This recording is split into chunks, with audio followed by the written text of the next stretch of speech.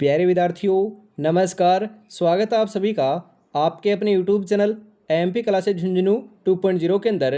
जो भी विद्यार्थी राजस्थान चतुर्श्रेणी हाईकोर्ट पियोन भर्ती परीक्षा 2025 से, जी हाँ मेरे भाई, जो आपकी उच्च न्यायालय के अंदर पियोन की वैकेंसी निकल रखी है, उसके यदि आप तैयारी कर रहे हो तो आप सभी के लिए बहुत ही इंपॉर्टेंट क्लास होने वाली है। आज की इस बहुत ही बेहतरीन क्लास के अंदर सामान्य हिंदी के टॉप 50 इंपॉर्टेंट क्वेश्चनों को हम हल करने वाले हैं। मिक्स प्रैक्टिस के रूप में आपकी क्लास होने वाली है। और आज की इस बहुत ही बेहतरीन क्लास को दोस्तों आपके हिंदी के जो सर हैं तो आपको पढ़ाने वाले हैं। जी हाँ, आगे की जो क्लास है यही आपके सुचारू रूप से लेने वाले हैं। तो आज की क्लास स्टार्ट आप इनके साथ कर सकते हो और बाद में लास्ट में रिव्यू जरूर दीजिएगा कि आपको क्लास कैसी लगी।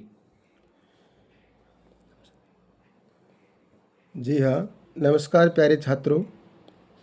दोस्तों, आज हम हिंदी की जो क्लास है 4th ग्रेड पियोन की जो भर्ती निकली हुई है, वो हम उनके कुछ हिंदी के महत्वपूर्ण जो प्रश्न हैं वो करने जा रहे हैं। सबसे पहला जो क्वेश्चन है, गणना की दृष्टि से संज्ञाएं कितने प्रकार की होती है? 2, 3, 6, 8। इसका सही जो उत्तर है वो है 3। व्यक्तिवाचक, जातिवाचक और भाववाचक। अगला क्वेश्चन, अनिश्चयवाचक भेद किसका होता है? संज्ञा का, सर्वनाम का, विशेषण का, क्रिया का? इसका सही आंसर होगा सर्वनाम का। अगला प्रश्न, राम पुस्तक पढ़ता है में क्रिया है। मुख्य रूप से जो क्रिया है वो 2 प्रकार की होती है, सकर्मक और अकर्मक। इनका मुख्य जो उद्देश्य होता है, एक कर्ता, कर्म और क्रिया। जिसमें कर्म नहीं होता है वहाँ पर अकर्मक आती है, और जिसमें कर्म होता है वहाँ पर सकर्मक। तो यहाँ पर राम कर्ता है, पढ़ना क्रिया है, पुस्तक कर्म है। तो इसमें कर्ता और कर्म और क्रिया तीनों आ रहे हैं। तो यहाँ पर जो क्रिया है वो होगी सही सकर्मक। अगला प्रश्न देखना, डाकिया चिट्ठी लाया वाक्य में क्रिया का कौन सा भेद प्रयुक्त हुआ है? तो इसमें सही उत्तर बताना है कि सकर्मक क्रिया है, अकर्मक है, पूर्वकालिक है या प्रेरणार्थक है। तो इसका सही जो उत्तर है वो होगा सकर्मक।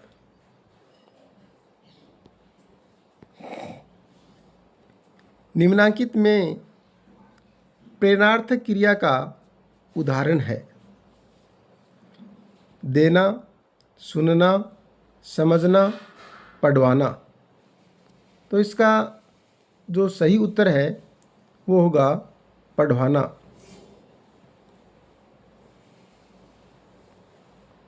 व्याकरण की दृष्टि से इंद्रधनुषी शब्द है विशेषण, क्रिया विशेषण, संज्ञा, सर्वनाम।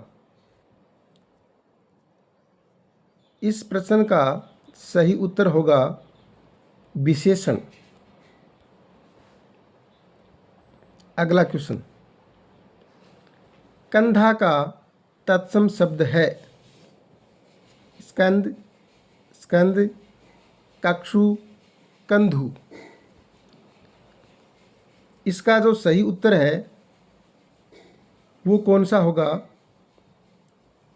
वो आपको बताना है। देखो, कंधा का तत्सम जो शब्द है इसका उत्तर राइट होगा स्कंद।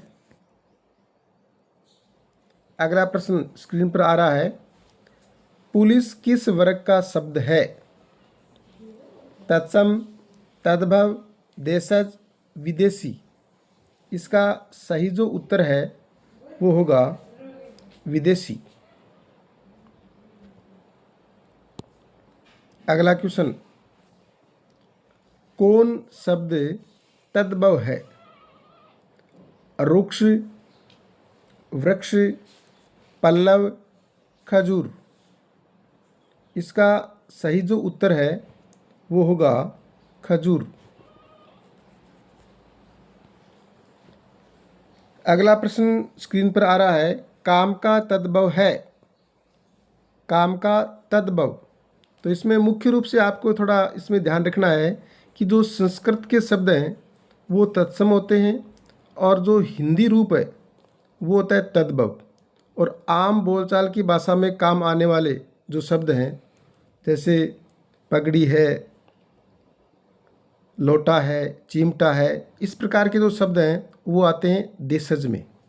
तो यहाँ पर आपको बताना है काम का तद्भव शब्द। तो इसका सही उत्तर क्या होगा? कर्म, कारज, कार्य, कर्म। इसका सही उत्तर होगा बी। आपका सही उत्तर है कारज।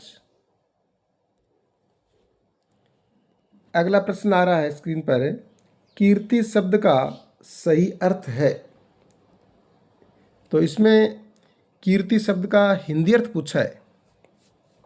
जैसे दो समानार्थक शब्द होते हैं, कृति, रचना, समान सा शब्द है, वैसे ही कीर्ति जो शब्द है इसका अर्थ होगा यश, रचना, कीर्तन, निपुण। तो इसका सही उत्तर होगा यश। अगला प्रश्न आपके लिए आ रहा है, वकील किस भाषा का शब्द है? फारसी, अरबी, तुर्की, पुर्तगाली। इसका जो सही उत्तर होगा अरबी। अगला प्रश्न आ रहा है, किस क्रम में देशज शब्द है?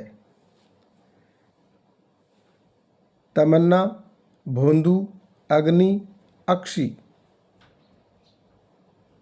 इसका सही जो उत्तर होगा भोंदू।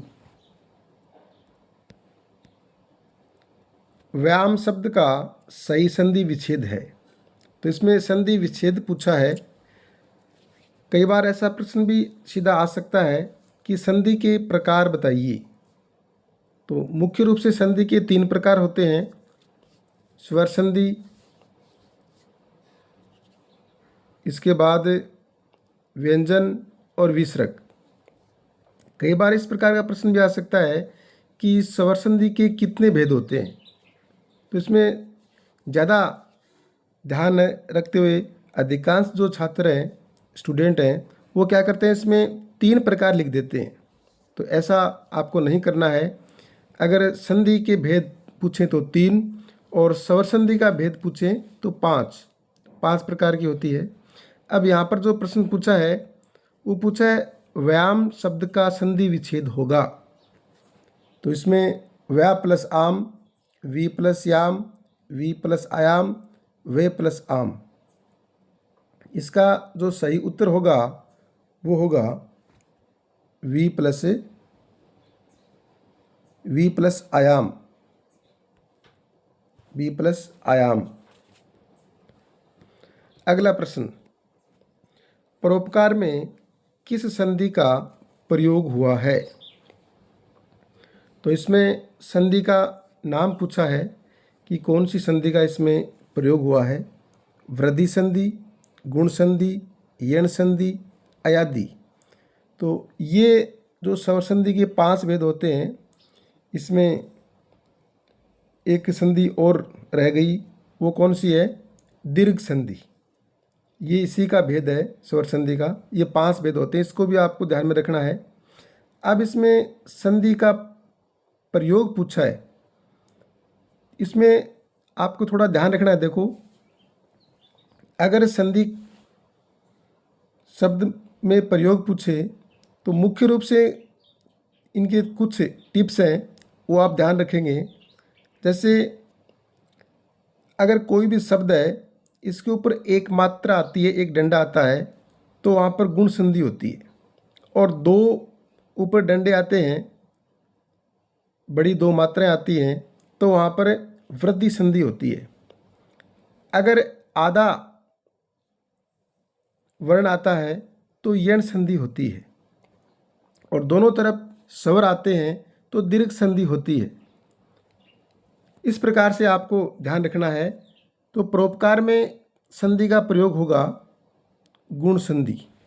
ऊपर देखो इसमें वो नियम लग रहा है, ऊपर एक डंडा आ रहा है, एक मात्रा आ रही है, तो यहाँ पर है गुण संधि। अगला प्रश्न आपके लिए आ रहा है, उद उपसर्ग वाला शब्द है। तो इसमें आपको उपसर्ग पूछा है उत्साह, उपहार, आदेश, दुर्गुण। तो इसका सही उत्तर होगा उत्साह। अगला प्रश्न आ रहा है स्क्रीन पर है, अनर्थ शब्द में उपसर्ग है। इसका उत्तर आपको बताना है अन, ए, फिर अन, अनर। इसका सही उत्तर होगा अन। जो नय के नीचे हलंत आएगा ये इसका उपसर्ग है।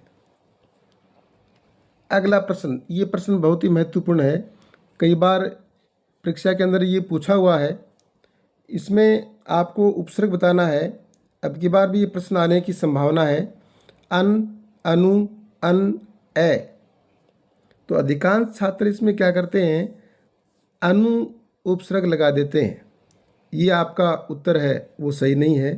जो नय के नीचे हलंत आएगी वो उपसर्ग यहाँ पर सही होगा अन। ये आपको ध्यान रखना है। अनुपम शब्द में कौन सा उपसर्ग जुड़ा है? इसमें आपको देखना है अन, फिर अन, अनु, अनूप। इसके अंदर भी नय के नीचे जो हलंत आएगी वो उपसर्ग होगा अन। अगला प्रश्न है, प्रत्यय की दृष्टि से असंगत विकल्प चुनिए। अब इसमें प्रत्यय युक्त शब्द बताए गए हैं। सही उत्तर का यहाँ आपको सही का चिन्ह लगाना है। तो आप बताएंगे हाथ प्लस ओड़ी हथौड़ी, अणु प्लस इक आणविक, सांप प्लस ओला संपोला, भांग प्लस एडी भंगेड़ी। तो इसका सही जो उत्तर होगा वो होगा पहला, एक नंबर होगा हाथ प्लस ओडी हथौड़ी। ये असंगत है। तो इसमें आपको देख के बताना है कि आपको क्लास कैसी लगी। धन्यवाद।